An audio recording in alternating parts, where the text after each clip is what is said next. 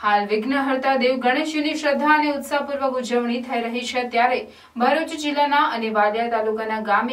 ગામ ગણેશજીનું વિસર્જન કરવામાં આવ્યું હતું।